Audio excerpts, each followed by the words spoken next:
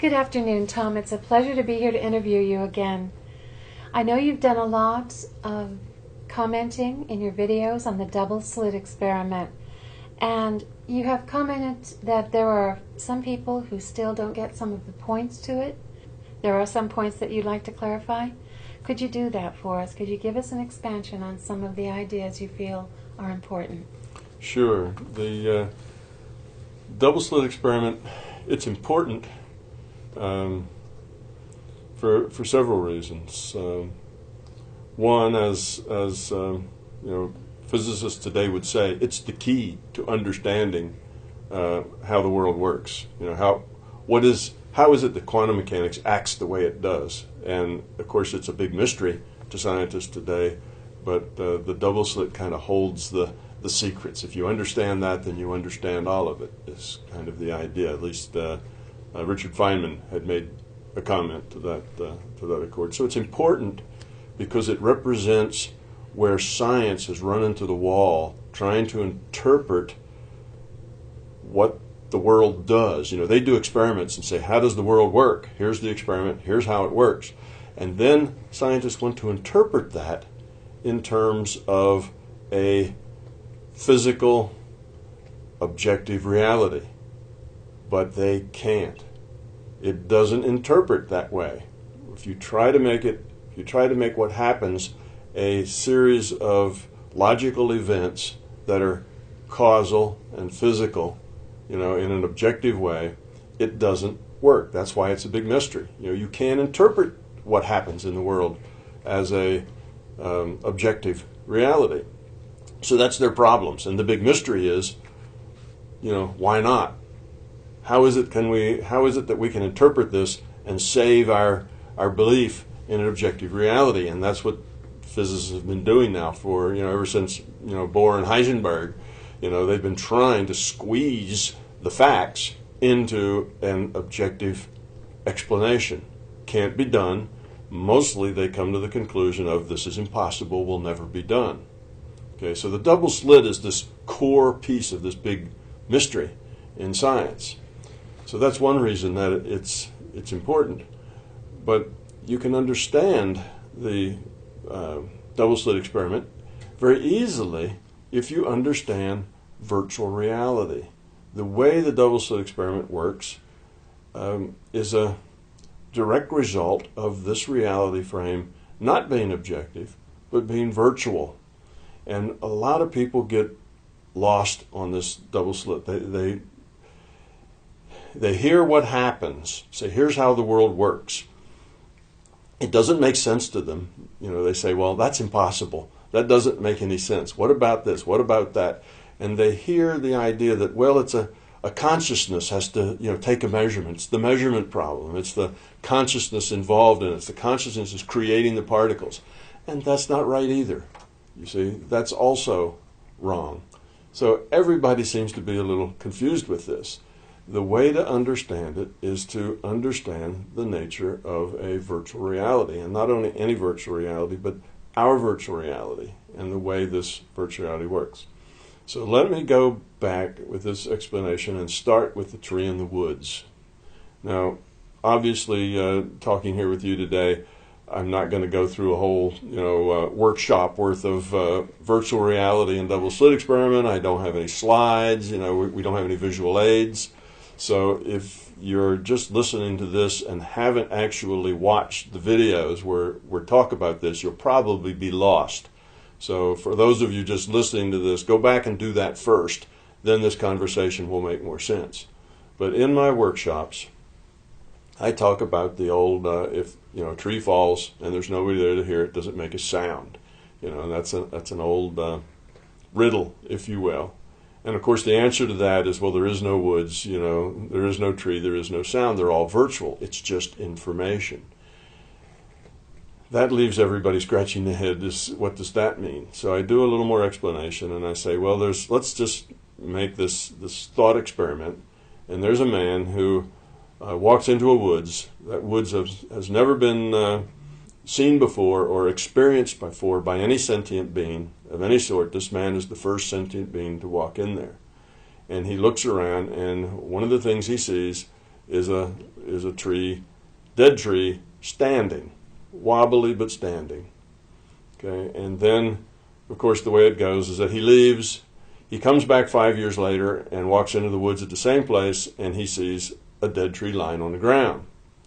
And, of course, everyone who believes in an objective reality believes that the tree must have fallen from standing to being on the ground. And the process was one of, tipping over and falling and going bang on the ground. But the point is that's not the case, because this is a virtual reality.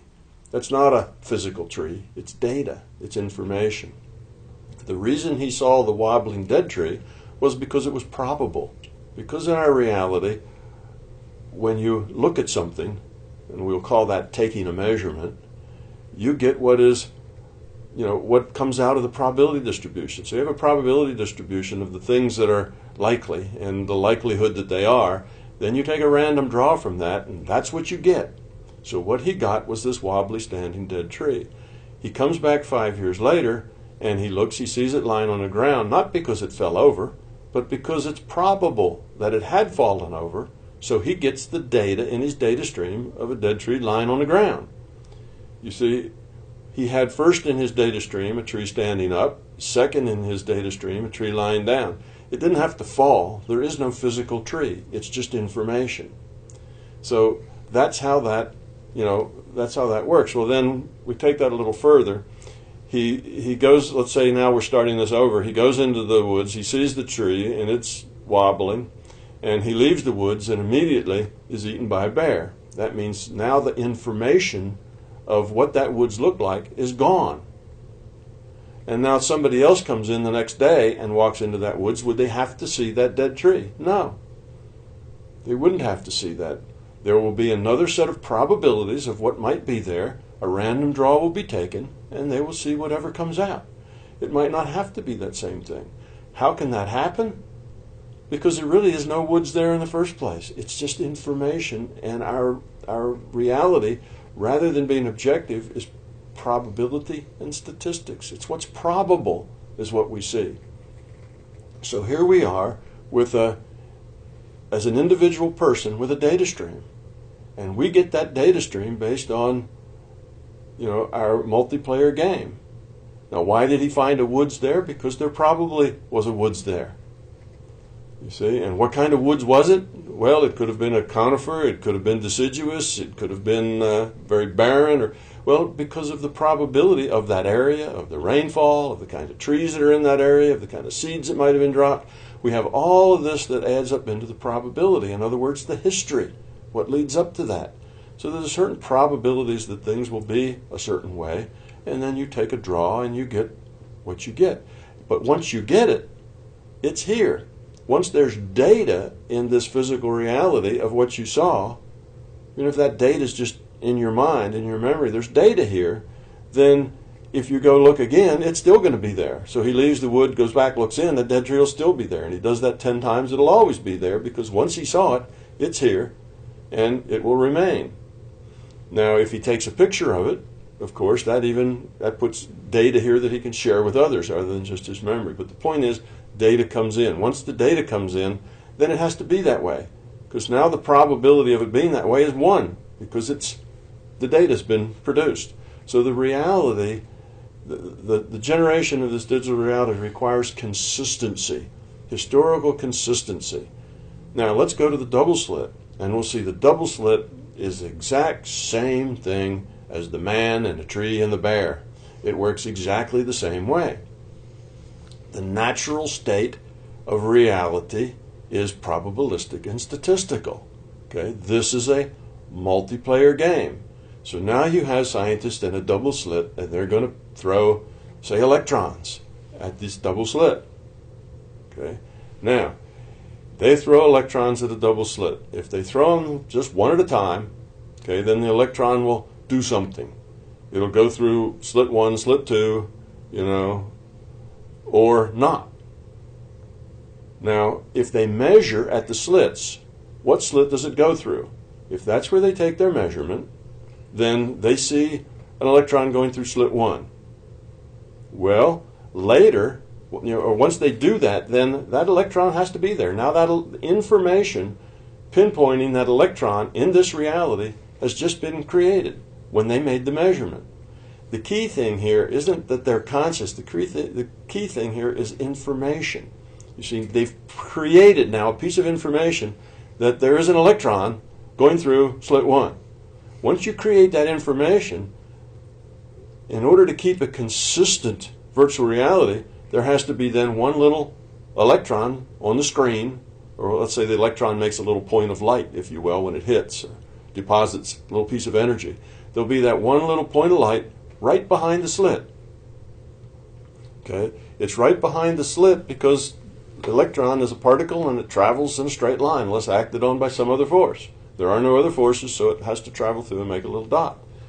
Okay, so now let's say that they don't measure. Okay, we're just doing the classical double slit. That's the man goes into the woods, measures a tree by finding one, right? That's the probability. Okay. Now, so the next time they don't do any measurements. So reality is probability. When the probable reality then sees double slits, it doesn't have to make choices. It's not like, oh, it's a particle, it has to go through one or the other. It's not a particle. It's just probability. Everything is probability before it comes into here by an awareness, by we say a measurement, it's really by putting data here, whether the data is because someone looks or some other means. So now what happens then is that it's probable that it could have gone through the slit. Is there some probability it might go through the other slit? It's just a potential particle that probably could go either way. So that same potential and probability continues on until a measurement is made at the screen. Now when the measurement's made at the screen, you look at every point on the screen and you say, what's the probability that there'll be light here? What's the probability you'll be at light here? Well, where that probability is high, that's where you see light. You get a diffraction pattern. The reason you get a diffraction pattern is because you have a higher probability of light being at this line of dots because of the way the probability combines with itself, and it combines with itself like a wave. So it's just this probability wave passes the slits. It's still probability. It gets to the screen, and it leaves marks where you have a higher probability of something hitting. It leaves nothing where the probability of getting something is 0.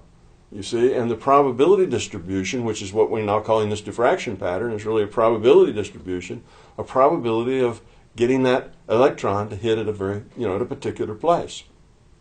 So it remains probability, in this case a probability wave, until it gets to the screen.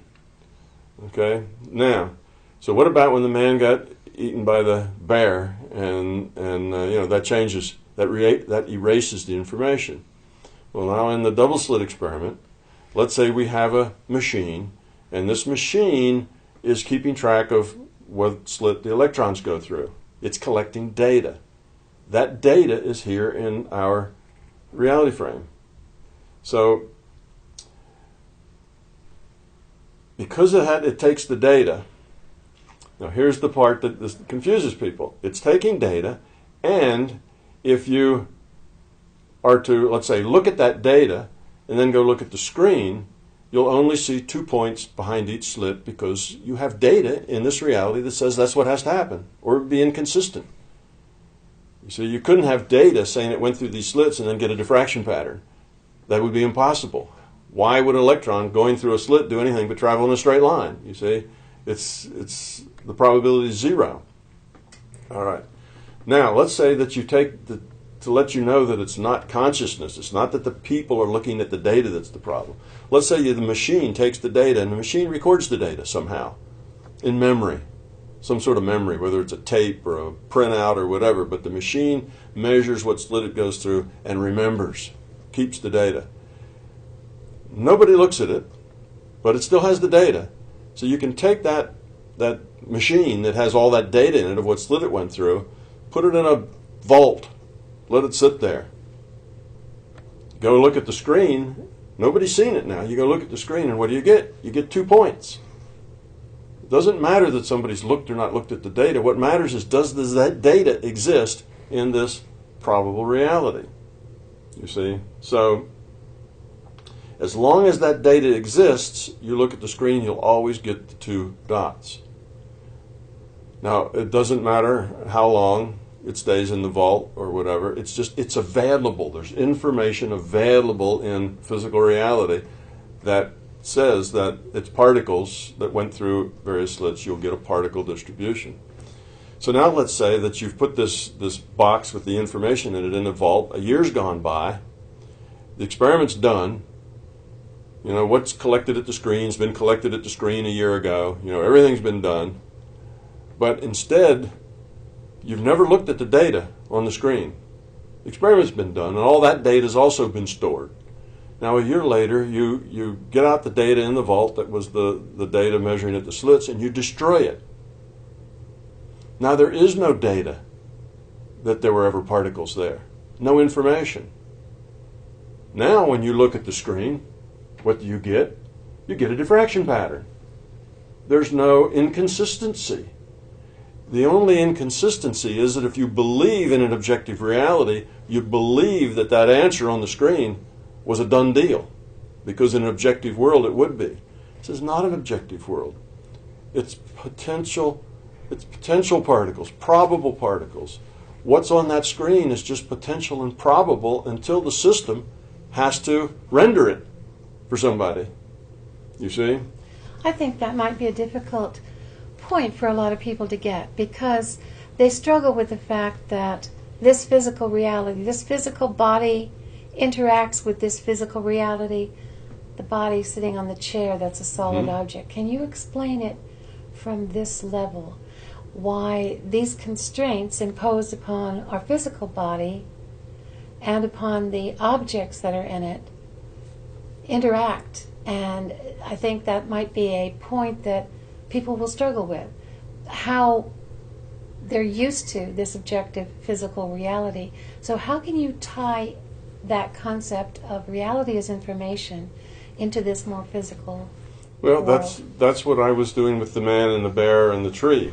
You see, that's not this very abstract double slit experiment. That's more of a real thing with real people. But see, it acts the same way. When the man walked into the woods, it was all just probable what he would see. Then he sees something. Once he sees it, it has to remain, because now it's data here. You erase the data, and now it's just probable again of what might be in that woods. Okay, we see that the double slit works in the same. All reality works that same way. Reality is in what I call the future probable database, or probable future database, I should say. And that's where it is. It's just a probability. Until we get something in our data stream, until something has to be rendered for us, it's not yet defined. It's just probability. So it's not that experiment was done, a year ago, and that what was on the screen happened a year ago, and therefore it has to be the way it is. It can't change based on whether or not you destroy the detector data. That doesn't make any sense. Well, that's because you believe you live in an objective reality. The fact is that what's on that screen is still just potential. It's never been rendered for anyone. No one's ever looked at it. What's on that screen hasn't happened yet. Well, it's a year later. What do you mean it hasn't happened yet? Nothing enters this reality until the data is required to be rendered here. Okay, so you rendered the data when you measured which slit it went through. Then they had to render a particle for that data. The man in the tree, I think you're still speaking, though, of probability, and I wonder if you can, that is a good example, but what I've heard people struggle with is, the nature of this physical reality, how it seems so solid, and it's very difficult, I think, for people to consider that their data stream, that they're seeing this through a data stream, and that this object isn't, maybe different. What is on the screen is not, an objective thing that was put there a year ago. What is on the screen is just potential. It's a possibility of what's on the screen. And that possibility is determined by what data exists here. Okay, now once somebody gets that data out and looks at it, now the system has to render something. At that time, the probability function, if you will, collapses, and the virtual reality has to render something because somebody's looking at the data. What do they render? Well, they render what is probable.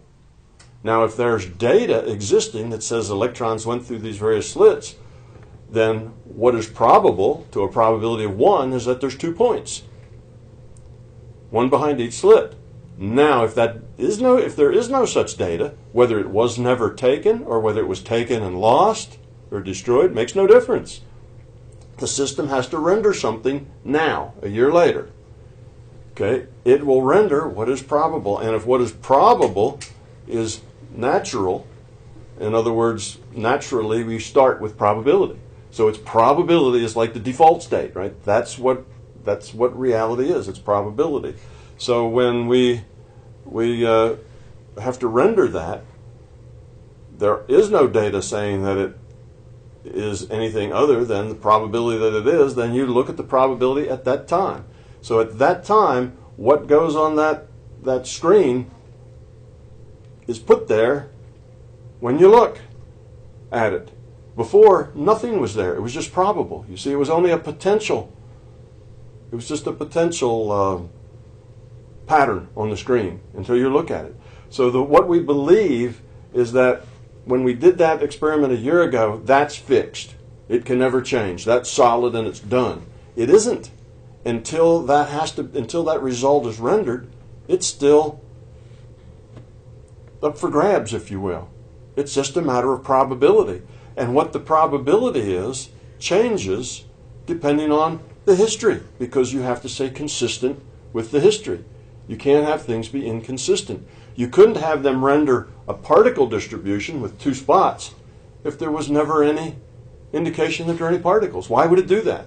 Why would it just suddenly render, particles out of nothing? You see, there's no reason for it to do it. So it gets its default answer, which is a diffraction pattern. So, why is it that we feel that we're in this insubstantial world? I have people write to me and they say, well, look, I'm looking at this tree, and if I shut my eyes, you're telling me the tree disappears. And I say, no, it's not that the tree disappears. The tree was never there in the first place. You are consciousness receiving data, if you will, the image of a tree. Okay, and you interact with that tree because it's a multiplayer game. Everybody looking at the same thing you're looking at gets the same data of that tree, except from different perspectives. So somebody on the other side of that tree sees the side that you don't see, but you see the same tree. It's a multiplayer game. Okay, just like in World of Warcraft. If you walk past a tree, you see this side of the tree, you turn around and you look at the other side, you see the other side of the tree. It's just the way it is. And if there's other players, you all agree on what you're seeing. That's just the nature of a multiplayer game. All right, so when you close your eyes, what happens? You're no longer having the data given to you that has the image of a tree in it. So if you're looking at this tree, it's because you are getting data that gives you the image of the tree. That defining that image of the tree. That's all you have. When you close your eyes, you're no longer getting that data. You're getting data that's describing the light maybe that's filtering through your eyelids, if there's any there. Okay, you're not getting data tree. You open your eyes again, you see the tree. So at night, when everybody goes home and nobody is around in that vicinity of that tree, it's not that the tree disappears, it's that the tree was never there. It was just data given to various consciousnesses. Okay, think of it with the World of Warcraft video game. Okay, it's the same thing. What happens when there are no players in the World of Warcraft game? There's absolutely nobody to play the game. It's just the server, and it's entirely empty. Does that server keep rendering trees and monsters and everything? Of course not. Rendering what? Who would it send it to? When somebody turns on their computer and logs into the game, now suddenly it starts rendering to that person whatever it is that they would see depending on where they are on the map. You see? Now they turn off their computer, and it's not that you say, oh, gee, well, what happens to that stuff? Does it just disappear? Well, of course, in World of Warcraft, you don't say that because it's perfectly clear. It's a virtual reality. Of course it doesn't disappear. The computer just isn't pushing that data out to anybody. So it doesn't exist. So you say, well, how is it we live in this insubstantial virtual world? You see, and you know, this table, this is hard, and my fist hits it, and how come it doesn't go through it if it's just virtual? Well, how come you can't walk through trees in World of Warcraft? How come you can't walk through rocks? You have to walk around them. Why? Well, because that's the rule set in the game. The game's rule set says you can't walk through trees. You have to walk around them. The rule set here says, that's wood. I can't put my hand through it. So that's the way it works. But when there's no players, there's no data going out. Look at the World of Warcraft game. It's putting an individual data stream out to every player. Every player gets their own unique individual data stream. So depending on exactly where you're standing and where your head is pointed and where you are on the map, you get a particular data stream that suits you. And even if there's 1 million players in that game, none of them are getting the exact same data at the exact same time because they all couldn't be standing in the exact same point looking in the exact same direction, you see? So we all get individual data. When we turn our head and don't look that way, then that same data we had is not rendered to us, but something else is. So as I look forward here in the room, I see what's on that side of the room, and I'm not being sent data about what's behind me unless I turn my head and look that way. You see, so you just get the information you need and you interact with it according to the rule set. Okay? So that's the way it works. So it's not like I close my eyes and the whole universe disappears. That's impossible. The whole universe wasn't there in the first place. It's just data. You get your individual data stream, and that's, you know, what you appear to see. And you interact with it, be it solid, you can or can't walk through it, whatever, because of the rule set. So if something, you know, if something hits you and you bleed, well, that's because that's the way the rule set works. That's the rule set of your body and your biology. So that happens. So can you talk about that in terms of virtual realities and what we each individual see? When there's an accident and you interview people and they've all seen something different. That's because they all get a unique data stream, seen from their viewpoint. That's number one. They're not all seeing exactly the same thing because they're all not on the same spot. Number two, when they get that data, they interpret it. And depending on who they are, the experience they've had, they interpret it differently. Where somebody, may interpret, somebody may focus on the fact that the driver was swerving. Somebody else may not even notice that because they were focused on the child they were going to run over. They didn't see that they were swerving. They never noticed it because their attention was someplace else. So you interpret things based on what's important to you. What, if it lies outside of your experience, you probably interpret it pretty badly. If it lies inside of your experience, you're better able to put metaphors and symbols to explain it.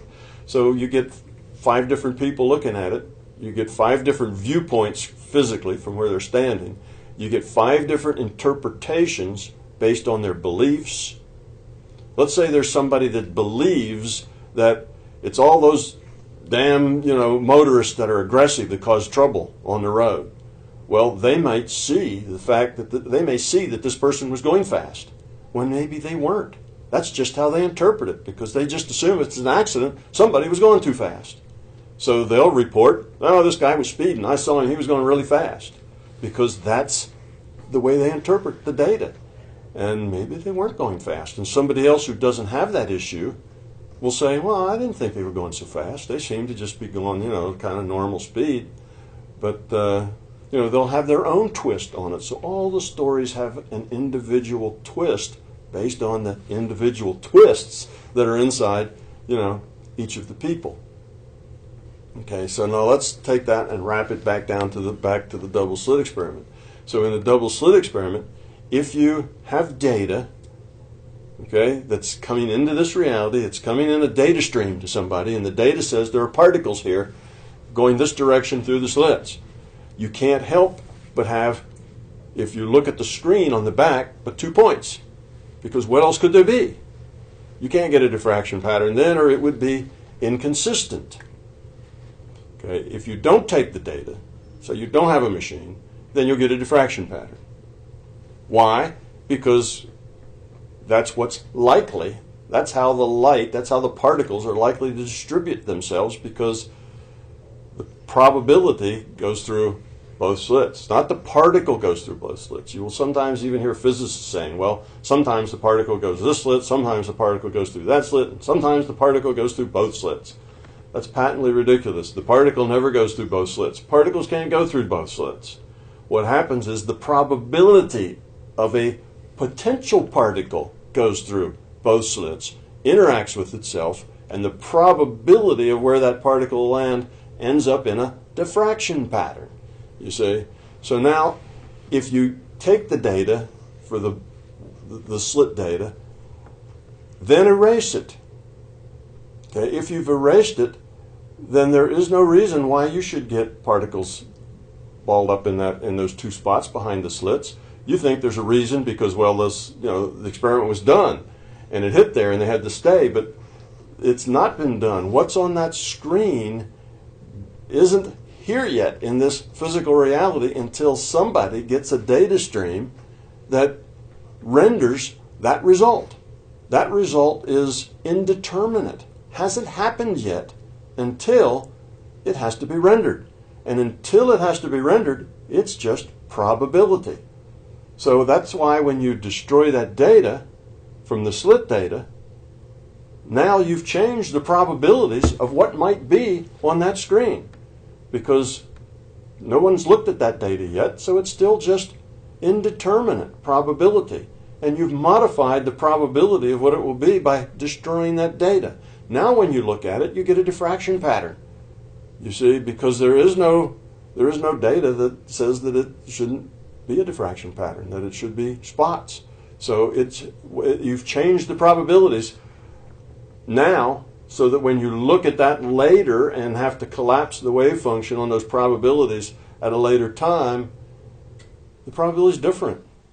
Your mistake is thinking that when you did the experiment, it was all done. You had a fixed result at the detector and a fixed result at the screen. And now you erase the data. How can you change the fixed result at the screen? You don't have a fixed result at the screen. All you have at the screen is a probable, indeterminate event. You don't know what it is yet until somebody looks.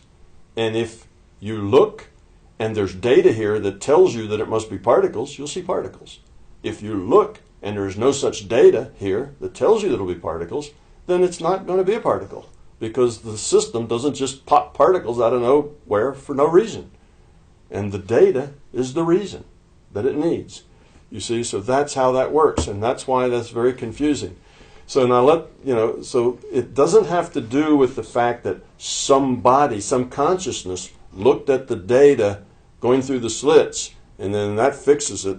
It doesn't matter when anybody looked at it or not. It only matters whether that data exists. That data could be inside the memory in that machine. And then you go look at that screen, and that screen will say that it's particle. Because there's data that's been taken, it's been rendered into this reality that says it's going to be a particle. So it can't show you a distribution, a diffraction pattern on the screen when you've got data sitting here in the same reality as that screen that says it was particles. See, that's inconsistent. But take that data away, and the probable future, which is what that data on the screen will look like, is now up for grabs. You see? So when you go to look at that screen at a later time, you'll see the diffraction pattern, because there is no information contrary to that. And that's the natural state of things. All reality is probable. The man walked into the woods. Why did he see the wobbly dead tree? Because it was probable. He came back in the woods later. Why did he see it laying on the ground? Because that's what was probable.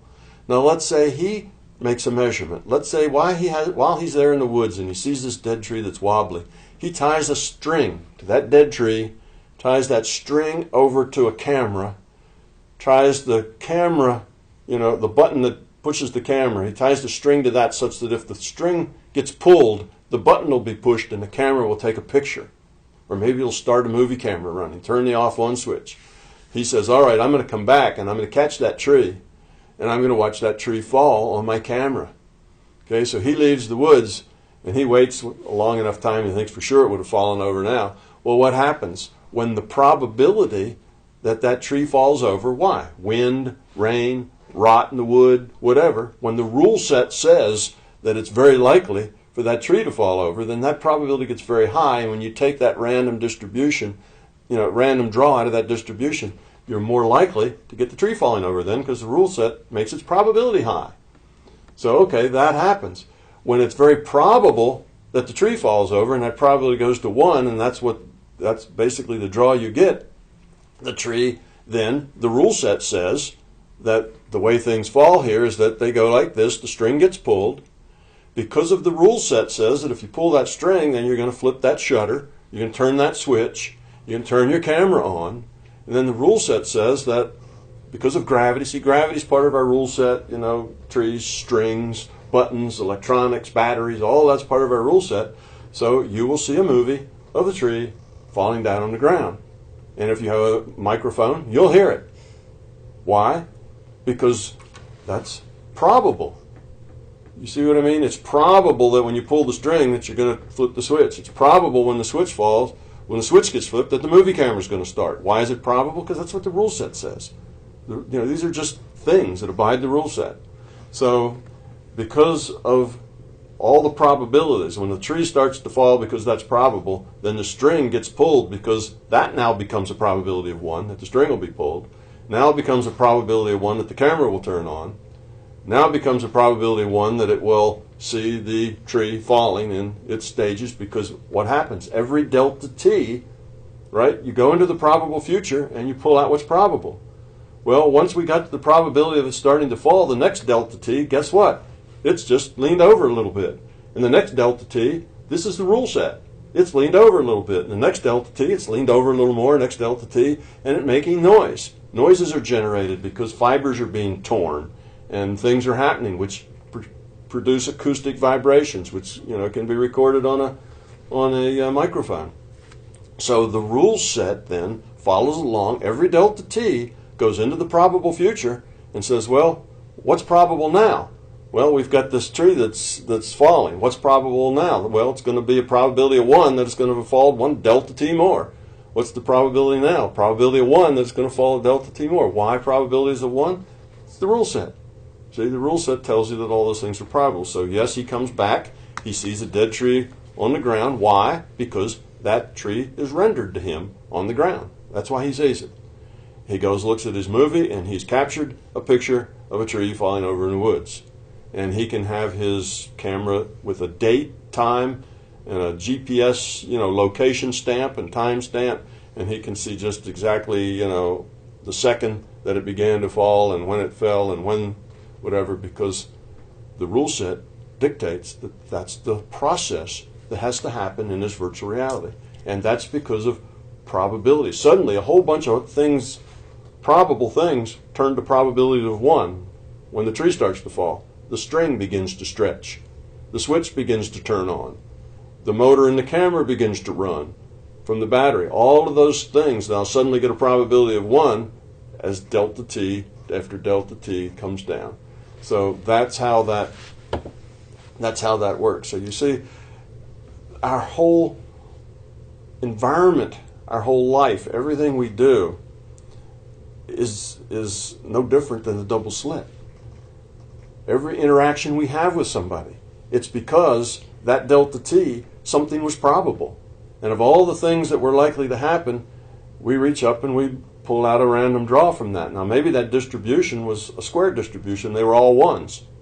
That's the way it is when that tree was falling. There was a whole bunch of things that now had 1 probabilities for all the consecutive delta t's.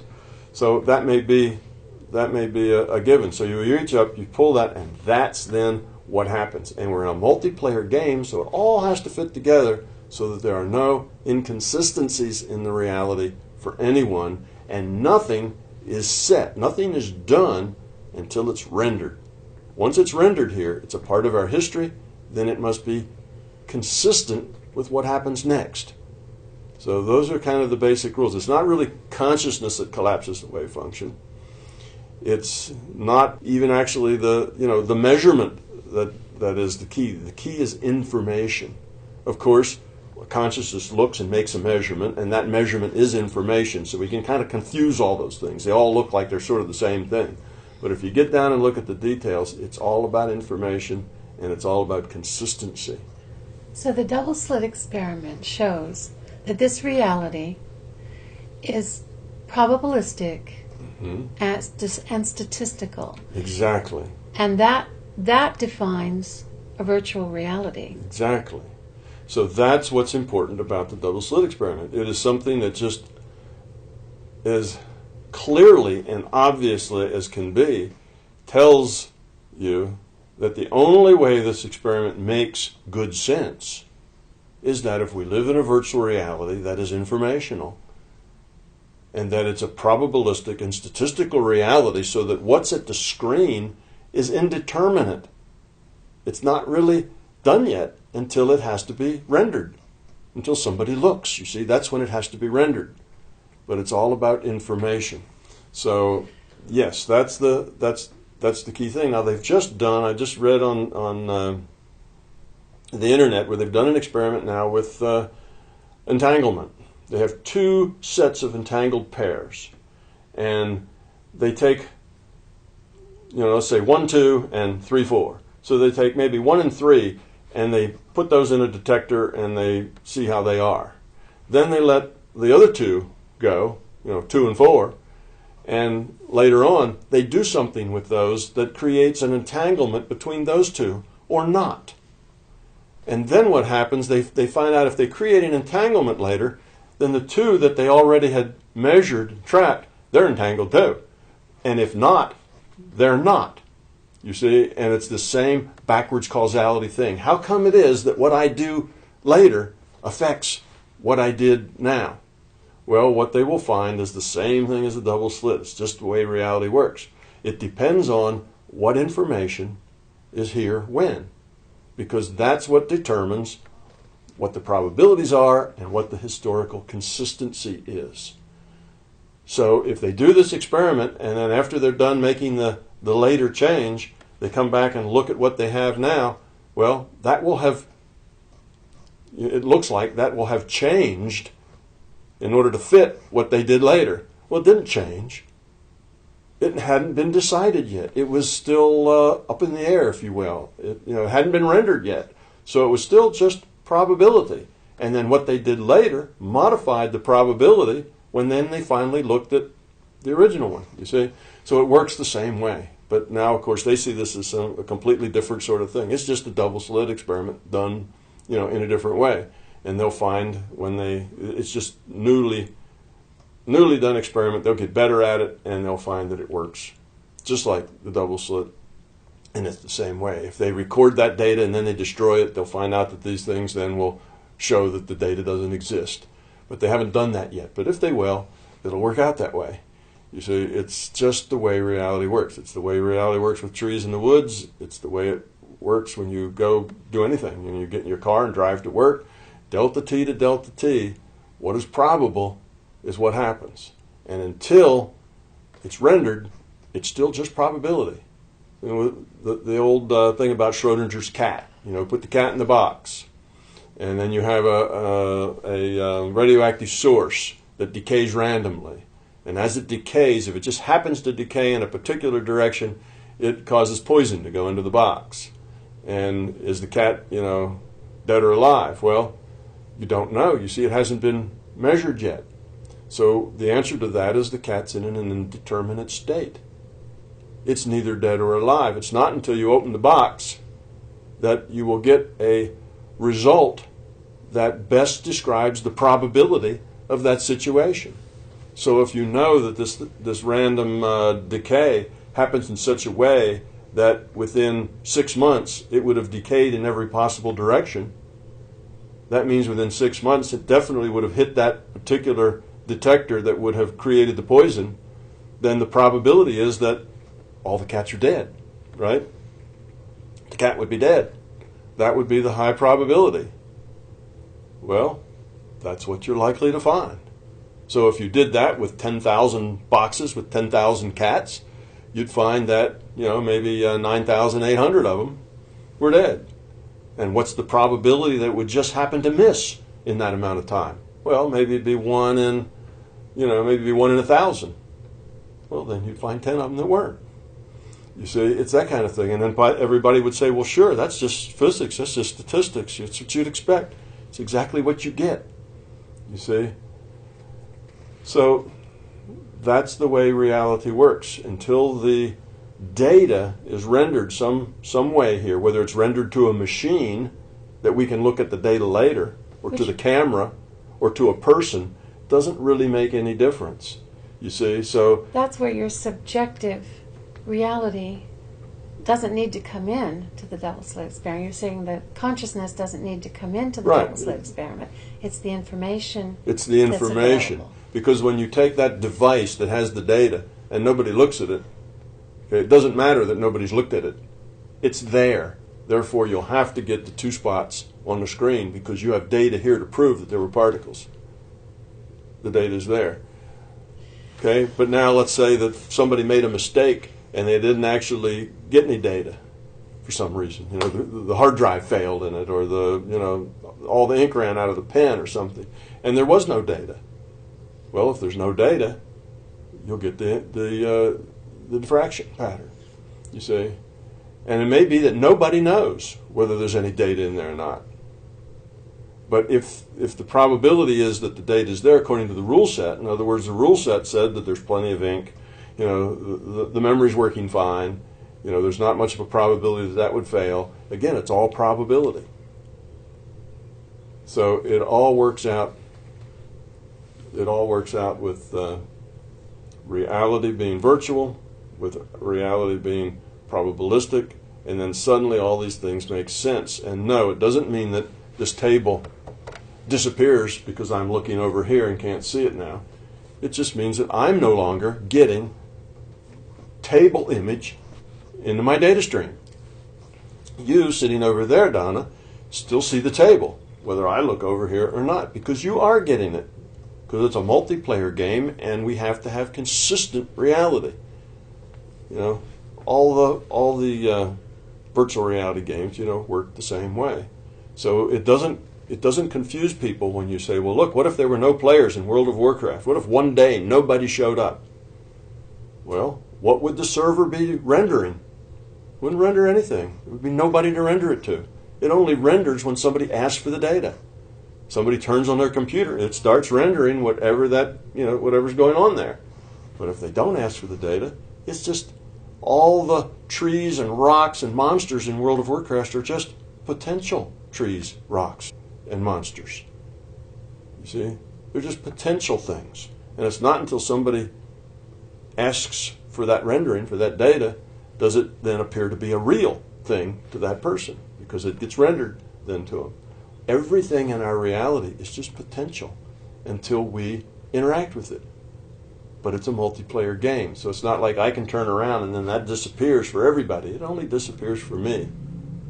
But the point is it's not really here in the first place. This little flower is not really here. It's just data. I'm getting the data. You're getting the data. We both see it. Everybody in the room is getting that data, and they see it because it's a multiplayer game. And we're subject to the same rule set. We're subject to the same rule set. So we all look away from it. We look back. We're not going to find a big giant toadstool in its place because it's here. The data is here because it's been rendered to us. It has to stay that way, according to the rule set. Now, maybe these flowers will fade, or maybe they'll turn brown, or maybe the dye will, leave them or something. Well, that's according to the rule set, and we'll all agree on that. We'll all see it. So the idea that this world is really insubstantial, it's virtual, it's just data, but that's impossible because here it is. Think of yourself as being a character in the World of Warcraft. Those characters have the same issue, you know. To them, the rocks are solid. The rivers, you sink if you don't swim. If you do, you drown. You fall off a cliff, you get hurt. You know, they have all the same things. They can't walk through trees. They can't, do things. But now their rule set may allow them to fly or leap or teleport or something else because their rule set allows that.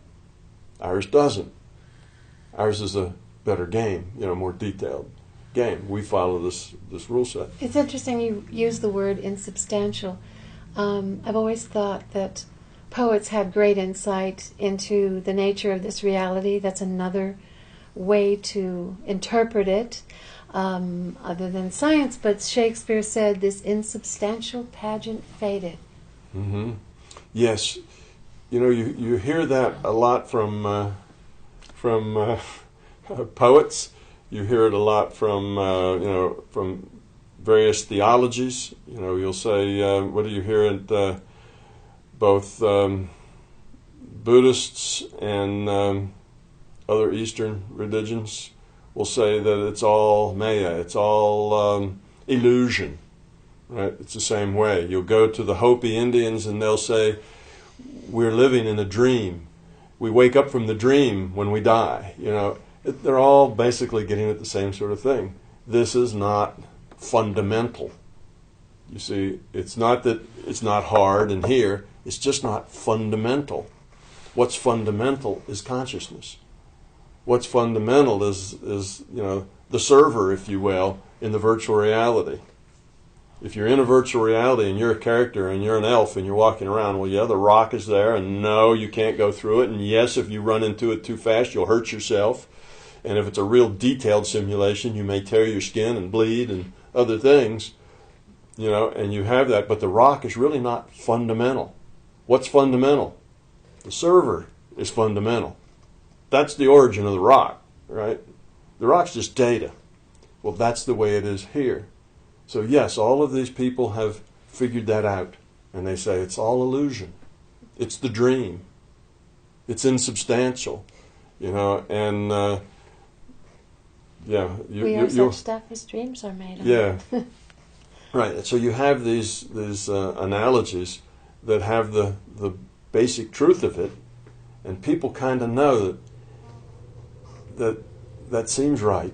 There's a part of us that understands that there's a non-physical, a spiritual, a larger dimension to life than just the physical. That's that's kind of a gut instinct in most people. Now, some override that instinct with their intellect and say, bull, if you can't measure it, it doesn't exist. But that understanding is there, and that's why we get this out of literature and poetry and philosophy and theology, because that's true. And you have to let go of your belief in an objective physical reality in order to see the bigger picture, which is a probabilistic, statistical, virtual reality. And once you realize that, you'll see that everything works just the way it is. Not that physics doesn't work anymore. You're not suspending, well, if it's a virtual reality, I could just float up to the ceiling. No. The rule set says you can't do that. No more than you can walk through walls or flap your arms and fly. It doesn't work. Well, thank you. I think you've very well clarified the importance of the double slit experiment.